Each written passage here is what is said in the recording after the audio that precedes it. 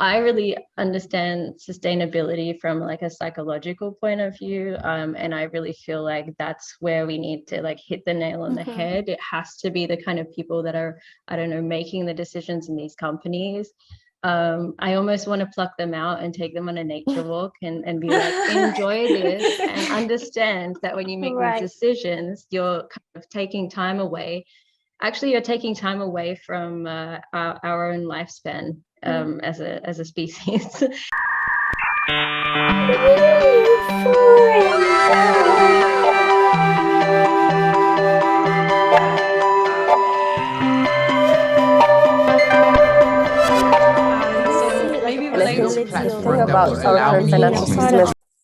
Hello to you all. Welcome to yet another episode of NewForum.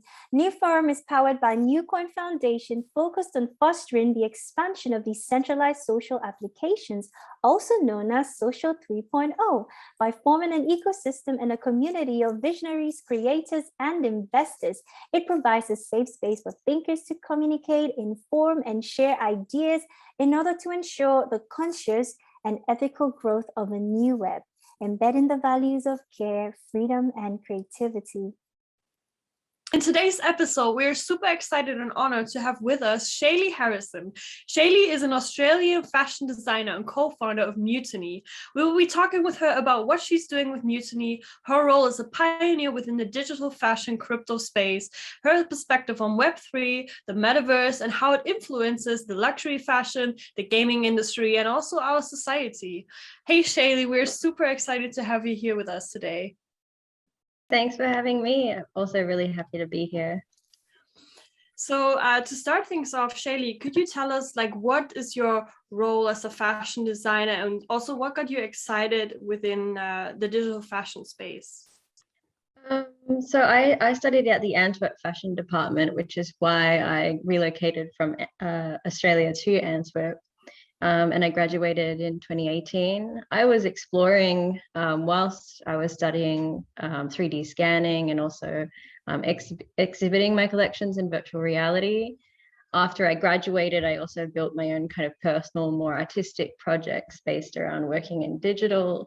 And I always just wanted to kind of keep pushing it more and more to these like magical extremes. So I kind of dove into it without having any real technical knowledge, but building collaborative projects with lots of really talented digital creators. So we all had a lot of fun rebounding and learning off each other. And when we studied at the Antwerp fashion department, a lot of fashion there is built around narrative, around storytelling, building characters, worlds. So it's really like a artistic research-based way of developing fashion. So it translates so well and so easily into these virtual spaces. And that's where I really saw an opportunity to start working more and more digital. I still love craft and I still love building, real world items. But when it comes to like the narrative, the storytelling, the magic, I really look to like the digital tools to be able to create that kind of wow factor and have people attach themselves to it more like emotionally, because there's only so far you can prod and push the bounds of reality, and a lot of the time at the academy we were always trying to cover up our models and put them in ridiculous heels, and it was really painful for them. So we can really spare them when we work in digital. So yeah, there's definitely I was going to say there's definitely pros and cons to, working both ways, but also doing both is really valuable too. When I saw your work, I was super impressed also because you showed like some examples of game characters and different things. And we're going to talk about that in a second, but really you are a role model for people who want to get into the space, because I feel like you're really relatable because you come from a traditional fashion school, but you are exploring all of these different mediums. And I think that's just really inspiring and stood out to me. Thank you.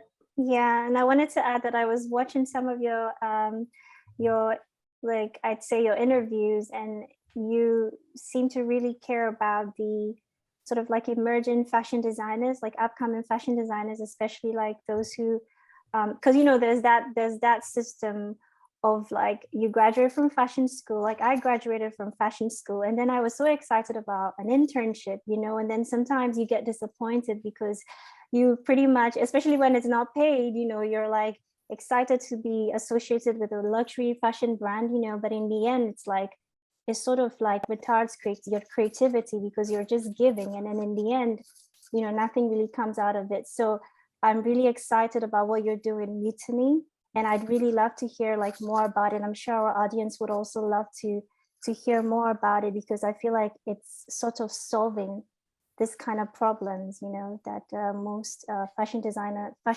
graduates will be facing after school. Yeah, I mean, that was really like the basis of why Mutiny Right. came up, because, you know, at this school we're pushed to our creative limits. But when you present a portfolio of this crazy stuff in front of most brands that are more commercially focused, you know, they say, wow, this is incredible, but they don't see you being able to mold or be fitted or shaped to the same way that they design. Most of us, our work ends up on like pop stars or, you know, Right. musicians, or for dance or for opera. But this is not really a way that we can live. A lot of the time we're giving this stuff for free or for our own promotion. But you know, having enough funds to even kind of move to Paris to work for free, it really excludes a lot of creative people from the industry. I really see a lot of creativity being born out of having limits, and sometimes that is financial limits. Yeah. Actually, a lot of the time it is because you have to be super resourceful, and it's a way of thinking that you develop by not having everything, actually, a lot of the time. So some of the most creative people I know are really building stuff out of whatever they can find, and that's a skill which I think should be valued. So I really, when I discovered the kind of blockchain technology, and how this can be applied to creativity, to fashion, and I guess all creative industries, I mean, I just saw this as an opportunity to be able to like financially fuel more creative practice. That being because it's a space that's not creatively limiting, and it's a space where you are paid for your creative value. A lot of good points there, you know, saying also we had this amazing artist from Ghana who was recycling a lot of material, but his art looked so amazing. And, you know, like you said, resourcefulness, and there come in the facts of sustainability and all of these things that we have to now consider, because we are facing huge problems within the industry. I'm wondering, like, how does social media play a role within your work? Maybe also like the online space. As a designer, you know, you come from the traditional way, but how does social media influence your work? I think previously to founding Mutiny, I hadn't really posted anything in a good 3 years. Interesting. Yeah, I think a lot of us, I mean, a lot of my peers who I graduated with, we're almost too busy creating to give it the attention that it needs. And I do respect that kind of maintaining social media is really, it's a job, and it's a skill as well. So when, you know, entering this space, it also becomes quite different, because in fashion we're so used to like visual forms of social media, and it's almost Instagram exclusively, but now it's also Twitter, and Discord and Reddit, which I find very interesting because it's more rote based, and I actually do really love writing, and I also find that it's more of a direct engagement with individuals, rather than splurging your visuals all over the place and hoping someone will see it. So it's a different way of operating. In a way, it feels more personal, and I enjoy it. And I guess my relationship to Instagram is really like, it has always felt somewhat tiresome, or like a bit of a chore. Of course, I love sharing like my beautiful visuals, but trying to maintain this type of thing is difficult. You know, we put a lot of effort into creating powerful visuals. You know, we do these big shoots and big editorials, and you really put a lot of work behind it.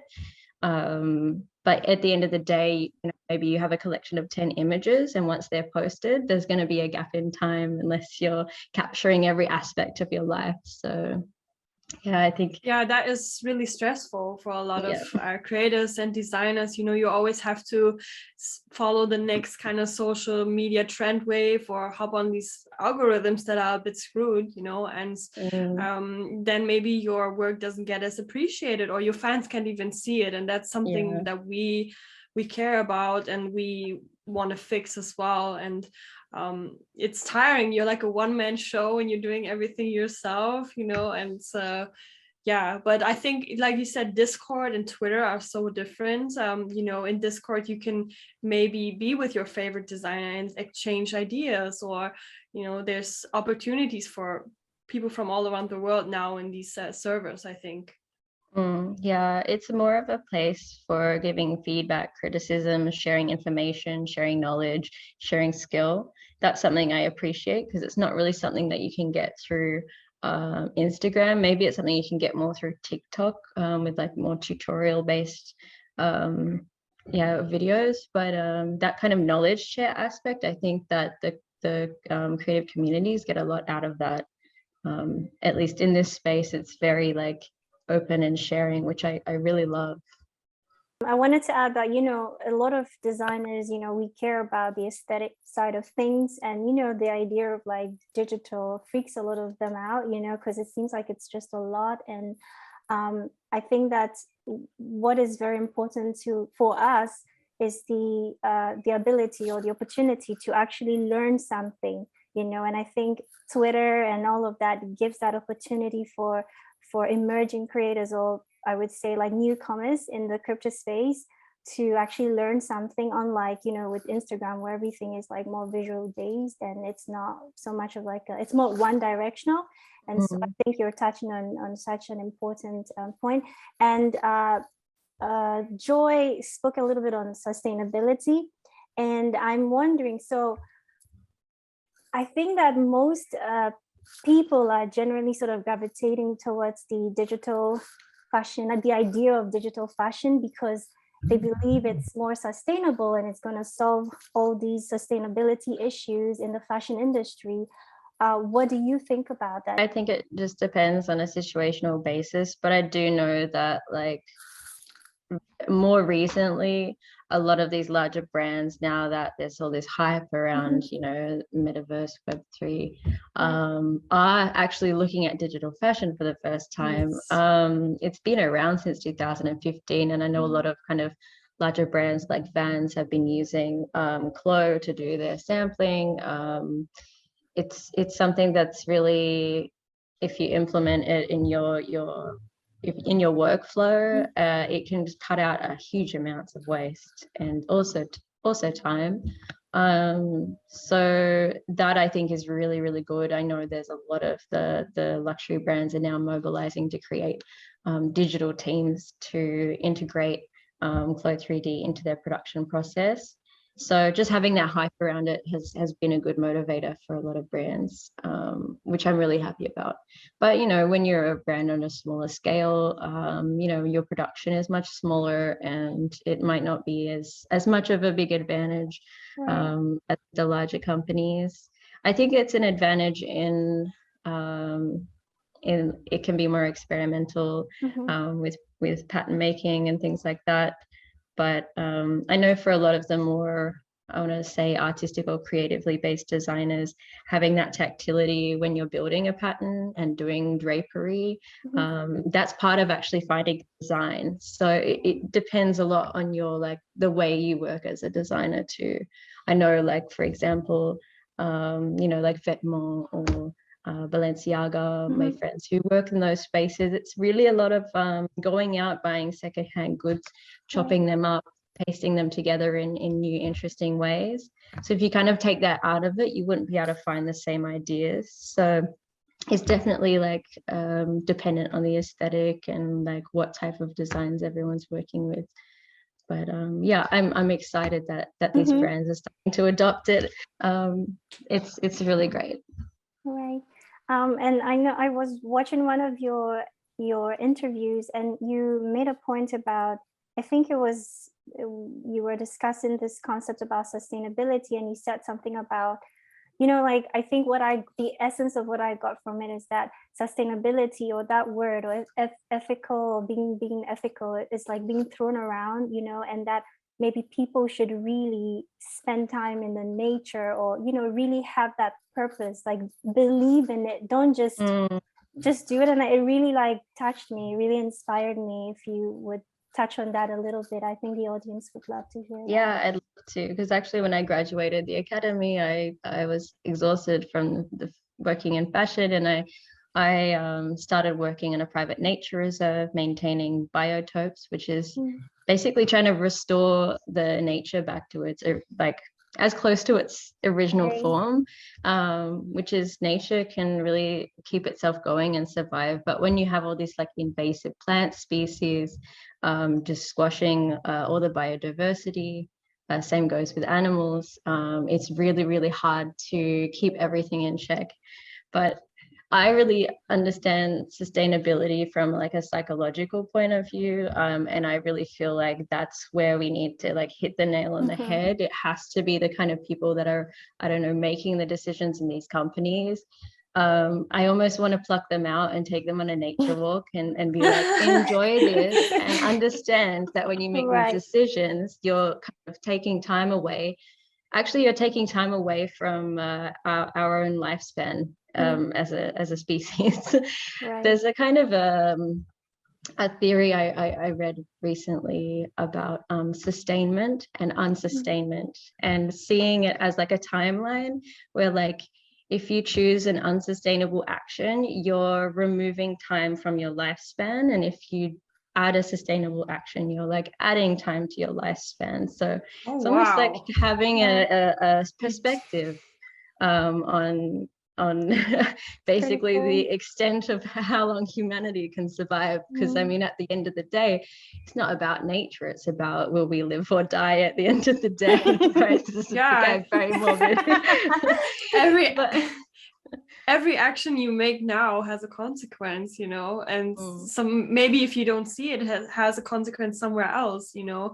We see all the fashion waste and everything, and it's we're facing these problems very soon, I think, and it's good that we talk about this. And maybe, like you said, like people going to vintage or secondhand, and also to more minimal things is a good trend, maybe, that we don't, you know, consume so much and take more better care of the things that we have. Maybe you own that one piece that is higher quality, but you own it for 10 years or longer, you know. Like there's another terminology. I mean, a lot of people talk about the Anthropocene and blaming humanity for the world's problems, which is fine, but it's not that we all as individuals should be blamed necessarily.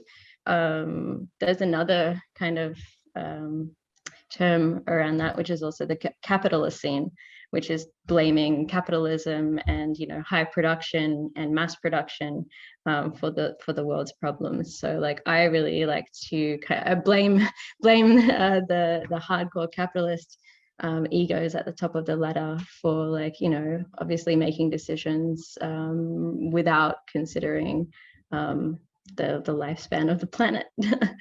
Yeah, so I guess there's all my like sustainability perspectives. I have a lot to say on the matter. Actually, the first kind of fully digital film I created over the course of last year. I'm still holding on to it, but it's going to be released on a platform called Digital Village.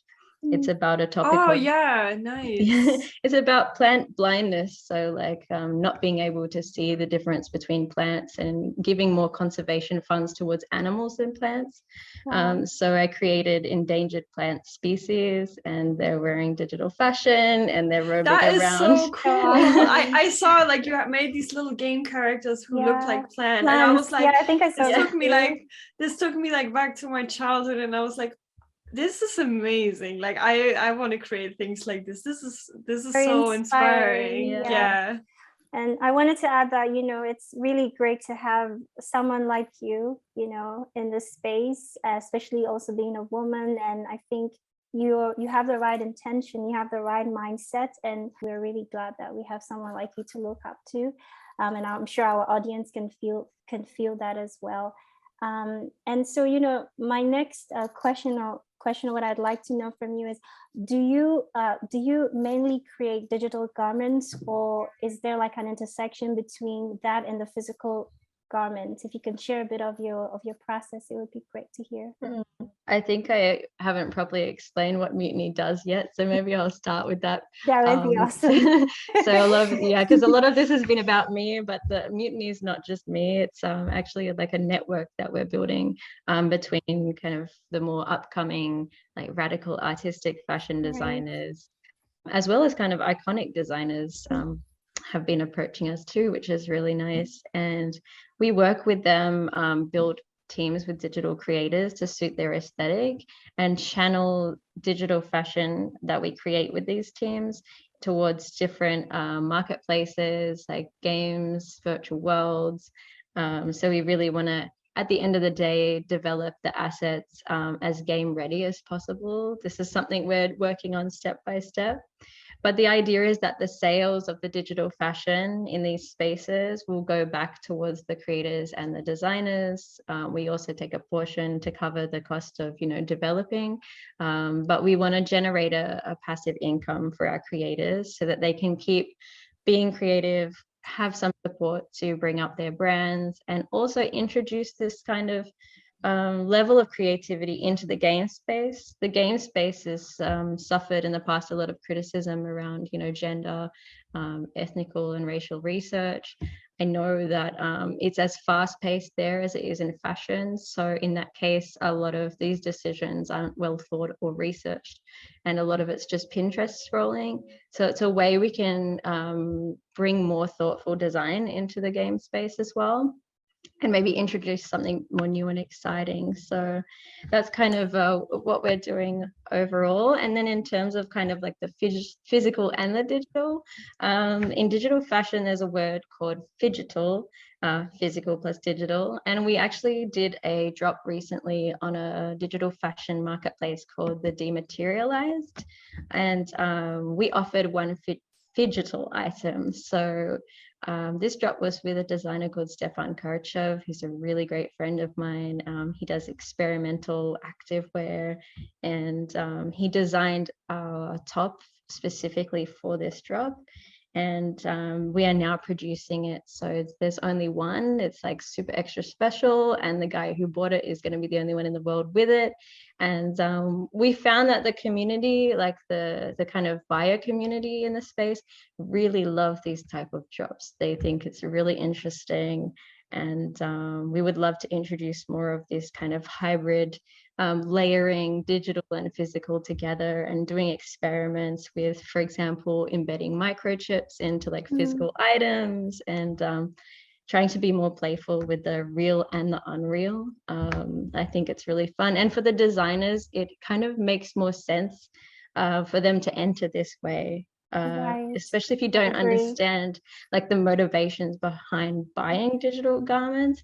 For designers, it's kind of an easier thread to enter the space. If you think about it, you're usually a fashion designer would have to come up with capital to maybe start their first collection and then bring it to the market or buyers, and have so many things in mind. But this is a better, like more sustainable approach, because you can just do one-on-one custom things, or NFTs, or like you said, phygital designs, and then you can create a passive stream out of that. And also I wanted to know, how does the onboarding work? Like if I am a young fashion designer, I come to Mutani, and then how does the onboarding, like matching process? I would really love to know about that.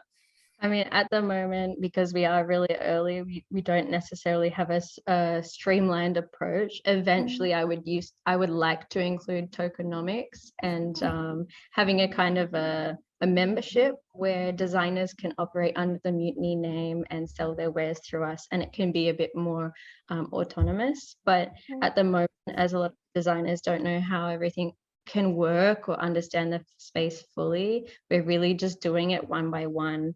And it's kind of exploded recently because of I would say because of Meta, and then also because Nike bought Artifact, which is a digital fashion brand.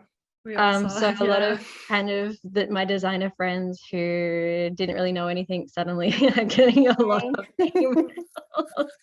And I'm like, oh, I have to definitely figure out how to make this more streamlined. But for now, we're working on a project by project basis. So we're addressing actually the games, the virtual worlds and the marketplaces first, and saying, like, what do you need? What are the audience asking for? What aesthetics are you missing? And trying to tailor which designer per space, because we really feel like it shouldn't necessarily be about brand promotion. It should really be about developing pieces that really fit. Because at the end of the day, or the long-term goal, is that the players should actually want to wear it. And if they're going to wear it, maybe they're not a human, maybe, maybe they don't want to wear a puffer jacket. Maybe they want to wear I don't know, a cat Something crazy, yeah. Yeah. Metaverse, yeah. I love that. So we see that there's so much potential for not only fashion designers, creators, gamers within Web3. What do you think about, like, the concept of creative ownership for these creators? And what kind of like potential do you see for like how this decentralization can change things for people? One of the things that I really like about it is, in the past, especially when Tumblr was a big thing, images would really get lost in the abyss. Like, people would be sharing these images, and in the end, it's just Chinese whispers. In the end, you don't know like where it came from. Where, yeah. Like, who made it? You have no idea. Screenshotted and and I feel like, in a way, this kind of can resolve that issue. And I know that's a concern for a lot of us, is when you put stuff out there, it can be taken, mixed, swapped, skewed, collaged over, which is also good, but it's good if someone's going to do that to your work, or share it on that scale, that it can be traced.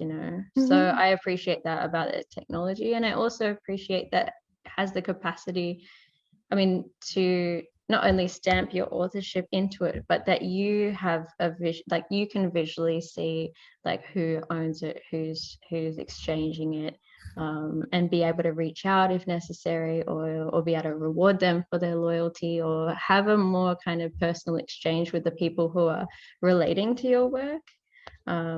I love that about the tech. But yeah, in terms of IP, it can be a bit tricky in this space. There's a lot of discussions I'm trying to tune into about that, because we're also trying to work out like our contracts and how to best build contracts with designers around how to handle IP and the law, and that's always a very hairy place. Since we're talking about Web3 and ownership, I'm wondering, like, how do you see like NFTs, playing in the, in all of this, in terms of like fashion, digital fashion space and all of that? Why is it so important, you would say? I think the part that interests the designers I work for, there's kind of two parts that interest the designers the most. One of them is that they have the opportunity to have not only one sale, but then potentially royalties down the line. And that makes everyone very happy when they hear that.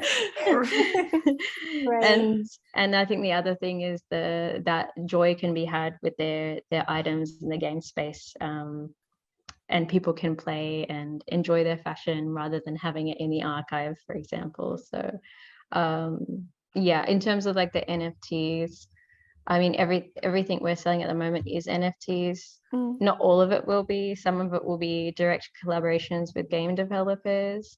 But the NFT aspect I really like, because of the automation, in terms of keeping the kind of ownership on the smart contract, the terms of the smart contract. Hopefully in the future, the files can also be a part of the chain. This is something I really would love to like see happen, because at the moment, not only listing the item with the NFT code, and it's kind of still separated. It's linked, but it's not kind of filed together. So I don't know if I'm explaining that too well. Yeah. But with the drop that we just did with Dematerialize, you know, you bought the NFT, but it came with Wearable files, but those files were stored on a Google Drive folder. So it's not necessarily the most hard, fast, secure way of keeping it there forever, as it, you know, transacts down the line. So my question was, you know, when you're selling these like digital NFTs, let's say you're selling a design, can they actually wear it right now? Or I'm really excited about the, you know, VR effect of things. So also combined with that question, do you think we're gonna wear a lot of digital clothes in the future, like on our daily basis, maybe on apps? I don't know, it's something that I'm personally super excited about. So in terms of like wearability, it's really difficult actually, especially when a lot of the apps and a lot of the games that we're accessing now are web-based, and that comes with a lot of limitations, and that limitation affects like the quality, like the resolution or the poly count, as we call it in like the tech space. But it means that I think in fashion, when you imagine digital fashion, you imagine it as this very high resolution, amazing, glittery, reflective piece. You imagine it as a blockbuster game almost. But when you're dealing with these web applications, it can only reach a certain level, and it can look really bad sometimes. So, oh no. You know, a lot of the digital fashion that's been thrown out there, you know, in the space, it's not wearable. It's really like a visual thing. You know, it's a visual expression of the garment. But to bring it into like a virtual space that's on web, then it has to go through a few rounds of like becoming less pretty. So that's a bit the problem, but I do feel like over time that's going to be improved upon. This also will play into how we wear digital fashion in the future, because it really depends on like the capabilities of like web storage and what the web can do. But the drop we just had with Dematerialize, we already created wearable assets for a virtual space called Sansa, and for me this is kind of the best quality virtual world that you can at the moment on web with VR or on your desktop. So it's a really good immersive experience, and you can get a really decent quality of wearable in there. So last Saturday we actually had a party there in space. So I mean, everyone keeps talking about, oh, the metaverse, but actually you can really experience, you can already have that experience now. Especially if you get a hold of a VR headset or borrow one and hop in, because one of my friends was there at the party and he was having a great time because it's full immersion. I mean, you really are there wearing the clothes, looking at your friend who's a dinosaur with wings, and and dancing, and we were all like, the whole room was twerking at the same time, and it was beautiful. So cool. Yeah, I'm just like visualizing it. I'm waiting for my experience like that, you know, to get all partied up in the metaverse. Like, this is amazing. For sure. I think that it's, you know, at this point it's a little difficult because you do have to have like a half decent computer. You know, Sansa doesn't run on Mac. You know, you have to have a good graphics card. And a bit it gets really technical, you know, like now that we have all this technology, like the game is stepping up, you know, with all the headsets and everything. I'm like, whoa. Oh, it's like incredible, like how immersed you can be. And sometimes if you take the headset off, you feel like life is a simulation if you've been in there long enough. Yeah. What was really cool about the party was everyone's kind of anonymous, and even after the fact, I found out there was people and friends in there, and I had no idea they were. So actually, we had a couple of journalists in there who were with us, dancing, partying, wearing our clothes, And so you cannot tell who is who? Is it like totally anonymous? Unless they tell you themselves or you recognize their voice. I mean, and then you can go and chat to people as well and dance with them. If you have your mic on, and then depending on your proximity, like it's the same as in life, they get louder the closer you get, and they get softer as you walk away. Oh, I need to join one of those metaverse parties. Yeah, it's hilarious. It's almost like playing make-believe when you're a kid. Like you can even pretend to be the bartender, or like that is so cool. I don't know. But yeah, it's pretty cool space to enter. Yeah, and I mean there's a lot of different spaces being currently built, but it will take time to get a decent quality. And I'm always keeping my eyes on, like, you know, which are the cool ones, and where would what are the cool apps?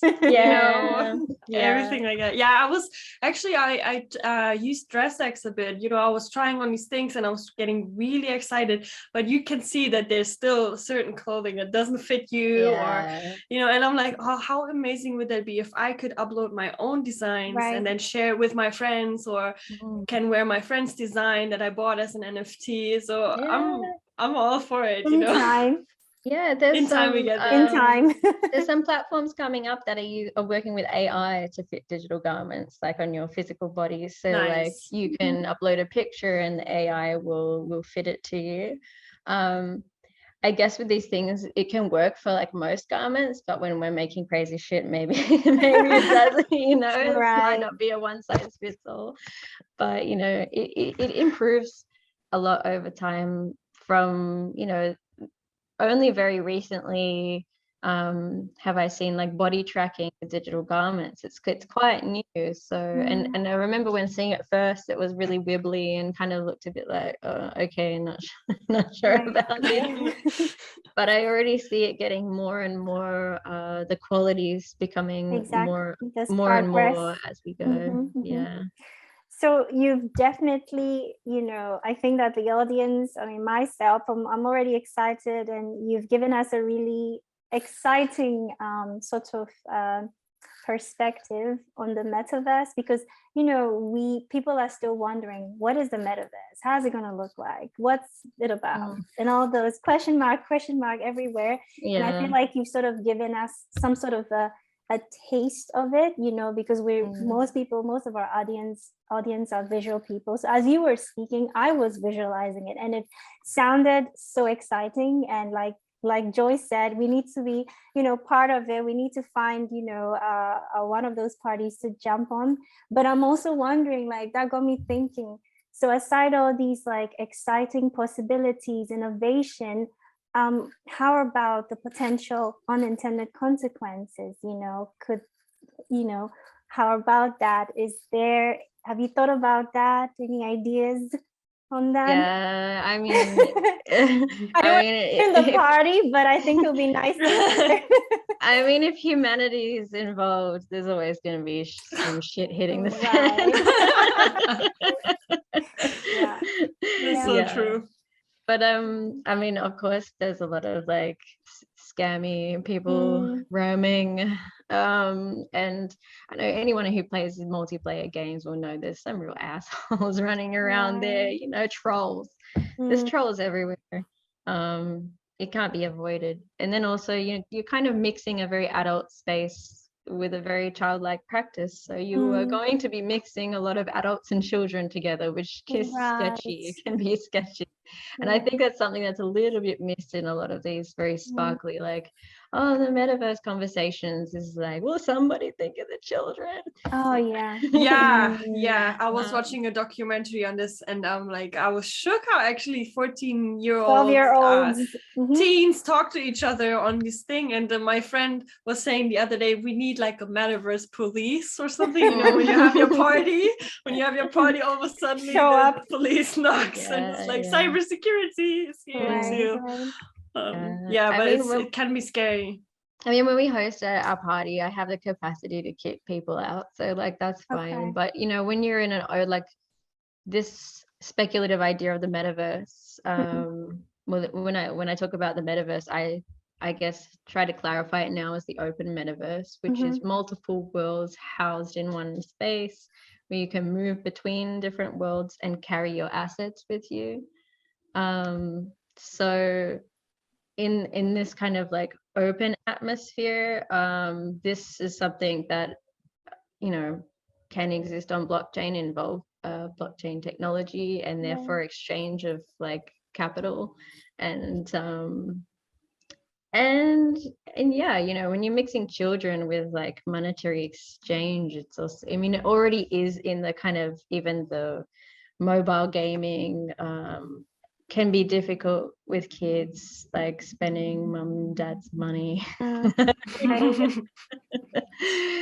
then you kind of have that added kind of social interaction with you know, kids and everyone. I don't know how that can be monitored, but in a way, a lot of this building is because there is a bit of a miss for the old internet. The old internet was very customizable space. When I say the old, I mean when we used to be able to HTML code in our MySpace backgrounds and add GIFs and, you know, really make a space yours.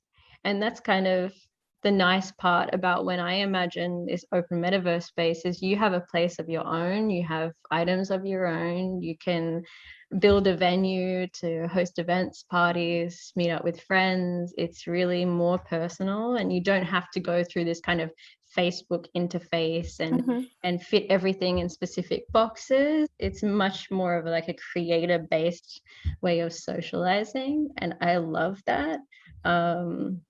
But yeah, with that comes the kind of wild west of the internet coming back, you know, like when I was 12 hopping in a chat room to pretending I was a 30-year-old man, you know, like going ASL. It's a bit, brings it back to that. You know, it's more free, it's more dangerous, for sure. Yeah.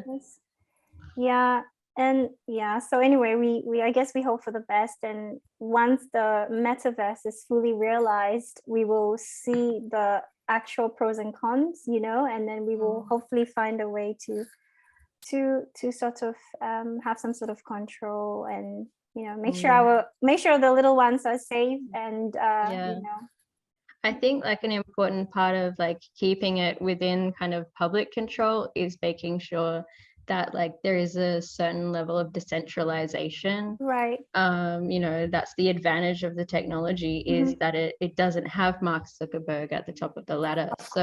You know, and the community owns the projects. The community can vote and dictate how things move forward, how things are built, because they have a stake in how things are built. And I think that's the real worth of what's going on here, is that everyone has a collective goal. And if the majority doesn't want to make an unsafe space for children to run around, then, you know, there will be quality control around that, and it won't rest on the decisions of one person being greedy necessarily. So I kind of try to have faith in like the community making those calls, and building what's necessary to kind of keep it a fun space. Exactly. I mean, you see that with DAOs already, you know, the potential of people to not be part of a company, but be part of a DAO. And then you have people who just have their best skills and offer these skills. And I think and vote for, you know, the decision making. I think that's a really interesting thing that we see right now. So I'm wondering also, what is your experience maybe with DAOs or social tokens within fashion? Do you know, I heard a lot about like where to earn concept, or using social tokens within like the business strategy. And also maybe do you think luxury is gonna fully jump on it now and adapt within this space? Because I feel like there's kind of like the, you know, the underground of the internet who is really taking up the space, but you slowly see brands adapting. So I'm really wondering, what do you think about these different Web3 opportunities, kind of? Like with, I mean, I'm involved in a few DAOs, not heavily because I don't have time to keep track of everything, but one space that I really use as an example is the Global Designer Network. And if there is anyone listening who's interested in digital fashion, I would really suggest to go there, because it's a really great space for connecting to other digital fashion creators and everyone's mobilizing together to really be fully Web3. And there's a lot of great education there around, staking, where to earn. Emma, who runs it's just an incredibly smart person who writes and articulates herself very well on the topics. So I'm a part of the Global Designer Network as well, and I see how Emma's running this DAO, and for me this is a good example of a great community, a good working DAO that has a kind of regular community calls, and they also have a lot of people within the community who are taking responsibility and taking on certain areas and certain aspects for their own, and doing a lot of collaborative work with other DAOs. So it really kind of stands by this kind of Web3 ethos of like knowledge share, collaboration, decentralization. So this is my example of a good DAO space. For me, it's a little difficult because, half of what we do is with traditional fashion designers, and I do imagine when the kind of user interfaces of everything become easier, and that these concepts are more proven, that it'll be easier to educate the designers around what a DAO is and bring them into the space. But at this stage, I wouldn't expect them to. And I think that will be also the issue with like these larger brands is if you're going to be managing community the way that we are in Web3, you're going to have to educate your entire buyer audience on a lot of things, and it's not very so easy. What is an NFT? What is a wallet? Yeah. You have to go through all that process. Yeah. So I think it'll be more like they'll have to kind of section it. They'll probably have a part of their business targeting this kind of crypto investor areas, and the rest of their business will probably operate as usual. But I wouldn't really expect any of these larger brands to be decentralizing. They're so, kind of this already so big and so like heavy with the weight of time that they don't have the mobility to be as experimental as we are. And a lot of like the space itself is about trial and error and messing up and coming back from it and trying again and trying something your audience says boo, it's a tricky space, and there isn't even in terms of like PR a way to really advise anyone on that either, so, or even in terms of the law. So these are all things that even people in the space who are really like have been in the space for a long time still figuring out. So for a company to approach the space and do it all by the books at this stage is maybe a bit trickier. I just think it's really interesting to see these bigger brands now opening Discords and like hiring like metaverse designers, and I'm like, this is actually would be so nice to see some young people who come from maybe that space to really bring some diversity within the bigger brands. And I think they're probably like having a lot of questions right now of like, how is this gonna happen, play out? What does it mean to the business? I think it's very funny to watch like who is having campaigns with who and what's happening within the space. I think like there's a certain audience that will go for the kind of bigger company drops as an investment, but then there's also a lot of the space is made up of, actually when I was at the kind of Belgian NFT meetup, saying that these are all people who were bullied in high school basically.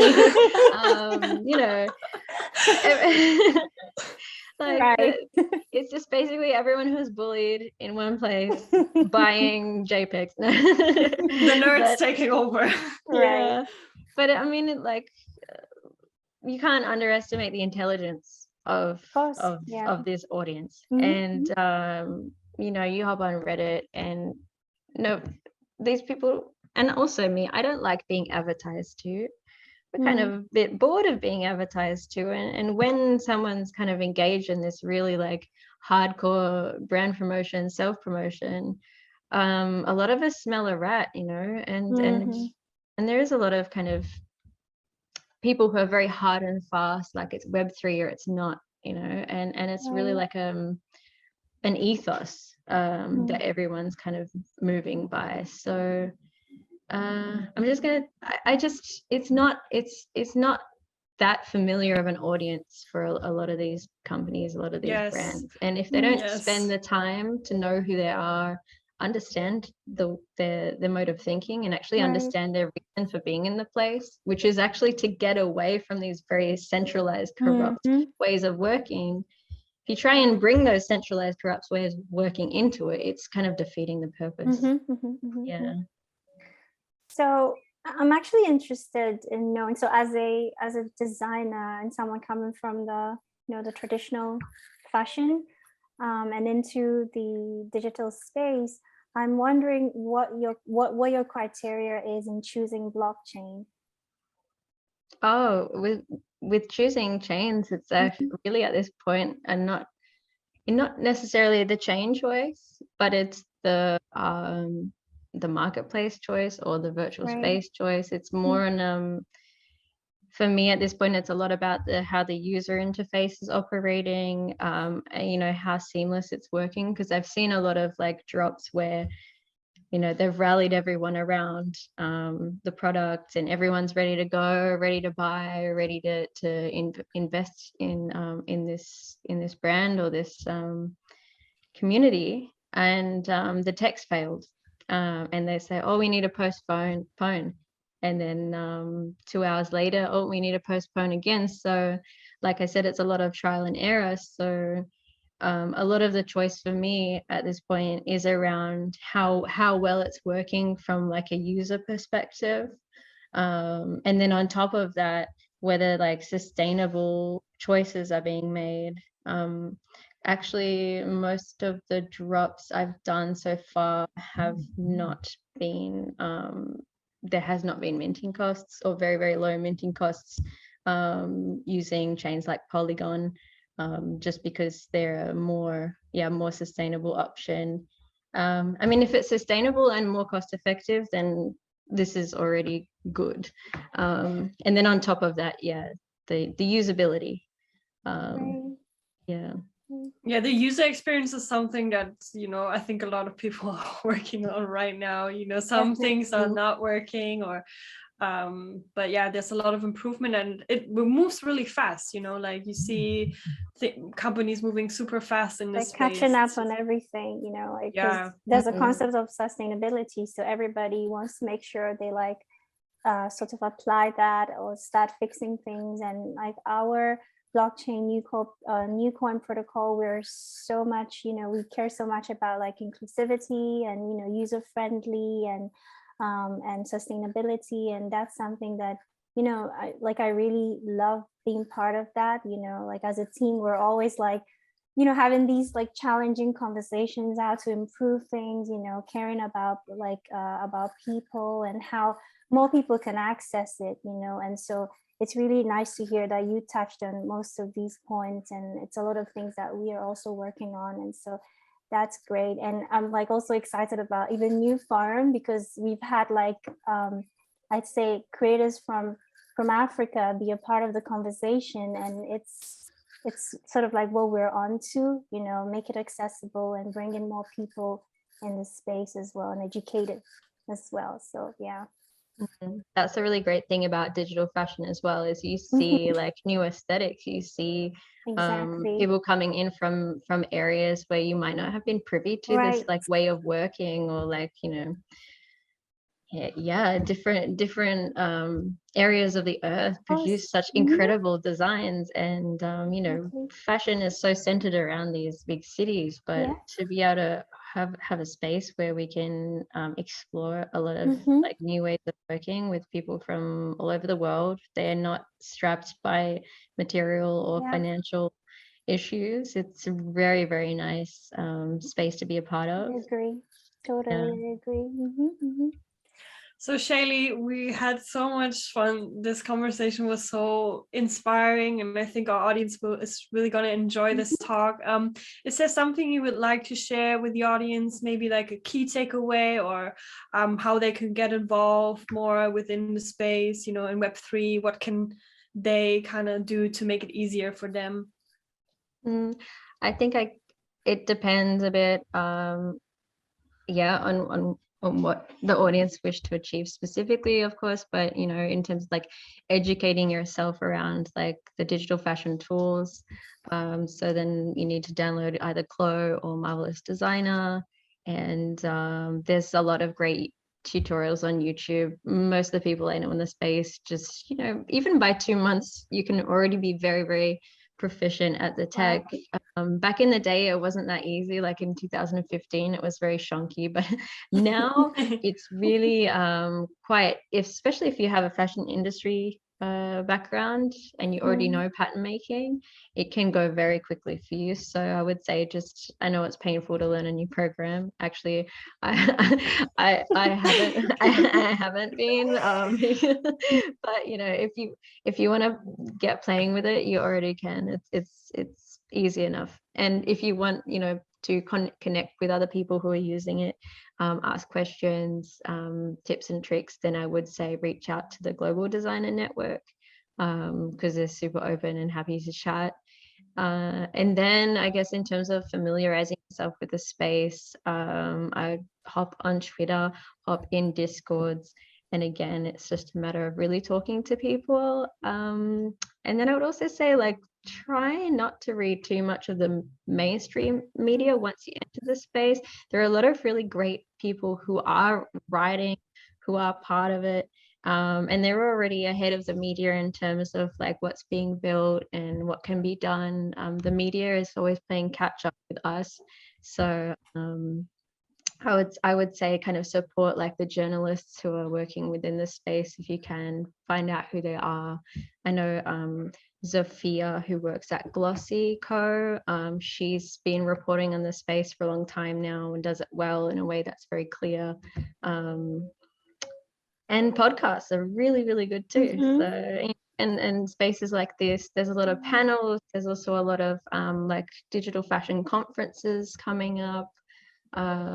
Yeah, there's more and more and more resources by the day. A good year ago it was very quiet, so it's a good time to just Google it, because before you couldn't really, there wasn't a whole lot going on. I think it's you know, in the company we say sometimes it's kind of like a game. You're learning to, you know, all these platforms or software, just get familiar with how you can take part within the space. And I think that's a really good advice that you give, like learning the software or learning some of the elements and getting familiar with it. Yeah, and then I would also say, you know, if you want to, like, hop on this platform, if you want to hop on Twitter and follow us and join a party sometime and just experience. I definitely want to join a party. Like, it got me so excited about this party. Yeah, because I think part of it is really like, that's the best way to experience it. We're spending so much time talking about these kind of concepts, speculative concepts, like, you know, 2 to 4 or 5 years down the line, when is the metaverse going to happen? But there's already just do it. Yeah, there's already ways you can hop in and just have a lot of fun and yeah, really feel how it will be and feel what it is to wear digital fashion. It's not gonna happen. It's already around us. It's already happening, you know. I often get asked, like, you know, when do you think like XYZ is happening in digital fashion? I'm like, it's already here. It's happening. What do you mean? Amazing. Yeah, that's awesome. And I mean, I feel like it's happening, and if you can't, they say if you can't beat them, you join them, and you don't want to be left behind. So, you know, you start now and, you know, be a part of the space. So thank you so much, Shayli. And I'm wondering if, I mean, if you would like to share your social media information where our audience can follow you, find you, see what you're up to. I think that would be awesome. Yeah, sure. So you can read our manifesto, turn the sound on, at mutani.io. To spell it, it's MUTANI and then .io. And then it's also the same for Instagram, mutani.io. And then for Twitter, it's with an underscore, mutani_io. if you want to dig around, I keep our link tree super updated, and this links on our Twitter and our Instagram, so you can scroll through all the articles and the talks and things like that, and check out I'm going to put the party snapshots up soon so you can have a look. I want to get drunk in the metaverse. Yeah. Yeah. You'd be surprised how many people drink and smoke weed in VR. Really? I want to see that. Wow. I need to That is get myself party ready. Yeah. Thank you so much, Shayli, for being part of today's forum. I think our audience gonna love this episode, and if you guys also want to get involved in what we are up to, make sure to follow us. We are newcoin.in/NCO, and we also have a private Telegram group, and there we're gonna update you with everything that's happening with our product and our mission and within the space. So thank you guys so much. This was such a pleasure talking to you.